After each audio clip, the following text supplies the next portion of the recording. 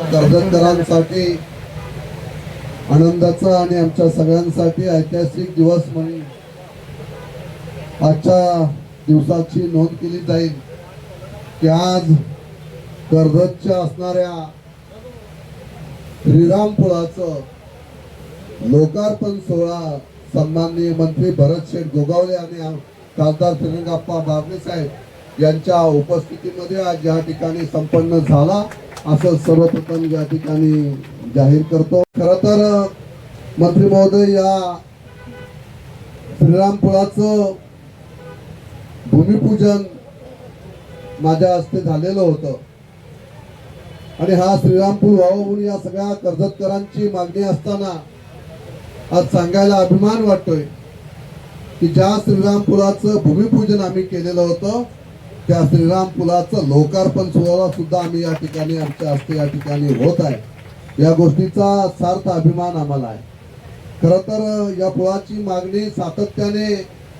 कर्जतकरांकडनं दहिवलीकरांकडनं सातत्याने या ठिकाणी रहदारी दिवसेंदिवस वाढत चाललेली होती। ट्रॅफिकची समस्या मोठी होती, त्यामुळे सातत्याने हा श्रीराम पूल या ठिकाणी नव्याने उभारला जावा अशी माजी आमदार सुरेश भाऊ लाड यांनी सुद्धा सातत्याने ही मागणी लावून धरलेली होती आणि त्यानंतर मी या मतदारसंघाचा आमदार झाल्यानंतर 30 प्रोजेक्ट आपण पुढे पुश करून हा ब्रिजचं त्या ठिकाणी भूमिपूजन झालं आणि आज या ठिकाणी लोकार्पण सोहळा या ठिकाणी संपन्न होत आहे।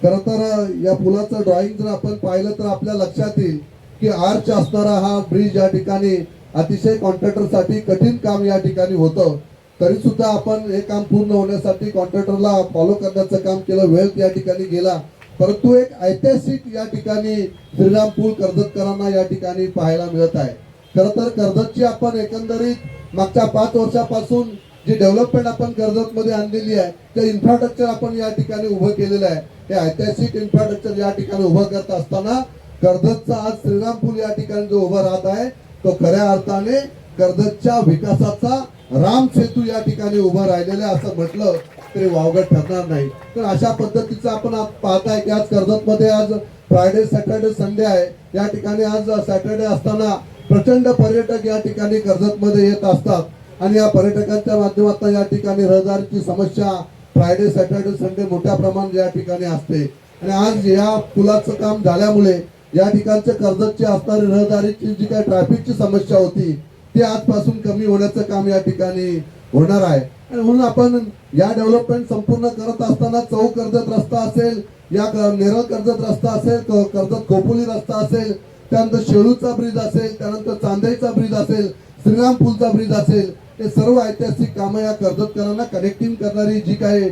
या जेवढे महामार्ग होते जे मार्ग होते ते आपण या ठिकाणी पूर्ण करण्याचं काम मागील 5 वर्षामध्ये या ठिकाणी केलेलं आहे। उभं करत असताना एक कनेक्टिव्हिटी या शहराची या तालुक्याची व्यवस्थितपणे असली तर एक चांगली डेव्हलपमेंट आपल्याला पुढील काळामध्ये कर्जतमध्ये आणता येईल आणि या उद्दिष्टाने सातत्याने आम्ही मागच्या 5 वर्षापासून चौक ते कर्जत या रस्ता मी मागच्या वेळेला सांगितला होता की हा रस्ता खऱ्या अर्थाने कर्जतच्या डेव्हलपमेंटला आम्ही टाकलेलं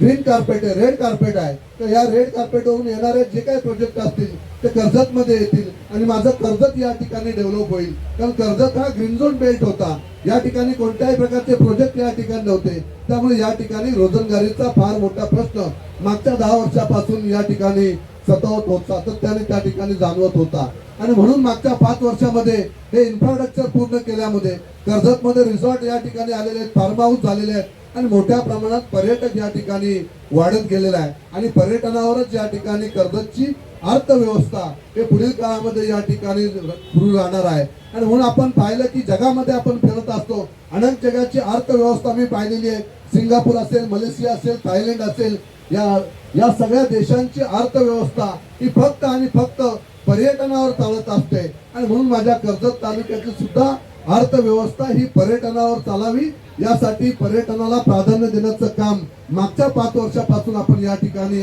मंत्री महोदय केलेलं आहे। त्याला प्राधान्य दिलं आणि मागच्या 5 वर्षामध्ये आदरणीय राज्याचे मुख्यमंत्री शिंदे साहेब असताना या ब्रिजच्या श्रीराम पुलाला त्या ठिकाणी मंजुरी त्यांच्या माध्यमातून दिलेली होती आणि आज या ठिकाणी लोकार्पण सोहळा संपन्न होत असताना कर्जतकरांना याचा सार्थ अभिमान आहे। सातत्याने कालपासून सगळ्यांच्याच मला त्या ठिकाणी फोन येत होते की अतिशय चांगला उपक्रम, कर्जतच्या विकासामध्ये अजून एक महत्वाचं पाऊल हे या श्रीरामपुलाच्या उद्घाटनाच्या प्रसंगी त्या ठिकाणी पडणार आहे, असे सगळ्यांच्या प्रतिक्रिया कालपासून सुरू होत्या. आणि मला मनस्वी आनंद या ठिकाणी होत आहे की आमच्या सगळ्यांच्या माध्यमातून भारतीय जनता पार्टी, शिवसेना, RPI, राष्ट्रवादी असं सरकार राज्यामध्ये या ठिकाणी आहे आणि या सरकारच्या माध्यमातून जास्तीत जास्त विकास कामं पुढील कामामध्ये सुद्धा या संपूर्ण मतदारसंघामध्ये करण्यासाठी आम्ही प्रयत्नशील राहू असं आपल्या सगळ्यांना अभिवचन देतो. पुन्हा एकदा सगळ्यांना मनापासून या ठिकाणी शुभेच्छा देतो. आज प्रचंड पाऊस सुद्धा आहे तरी सुद्धा मंत्री महोदय आपण या ठिकाणी उपस्थित राहिलात त्याबद्दल आपलं सुद्धा मनापासून या ठिकाणी आभार व्यक्त करतो.